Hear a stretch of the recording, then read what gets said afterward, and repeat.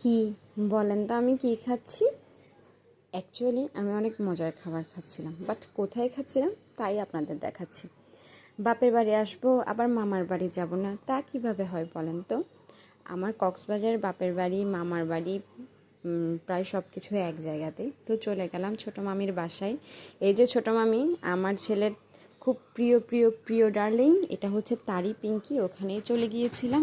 তো তাদের আদর ভালোবাসা সখ্যতা শেষে আমাদের জন্য মজার মজার সব নাস্তা চলে এলো। এই যে এটা হচ্ছে চিকেন হালিম, আর হচ্ছে পরোটা, সাথে হচ্ছে লেবু সালাদ তো ছিলই। আর এই এই যে পিচ্ছি দেখছেন, ওই যে কুকি দিয়ে আবার সরে গেল, এটা হচ্ছে আমার সব থেকে ছোটো কাজিন।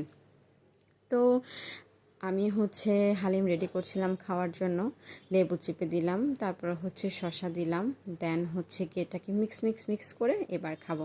হালিম আমার অনেক প্রিয় খাবার, আমার অনেক বেশি ভালো লাগে খেতে। আমি ওই পরোটা নান কিছু দিয়েই খাই না, খালি খেতেই আমার অনেক বেশি ভালো লাগে। ঝাল ঝাল এত মজা লাগছিল, নাক দিয়ে তো পানি চলে আসছিল। এই যে মা, এটা হচ্ছে আমার ছোটো বোন আর হচ্ছে আমার মা।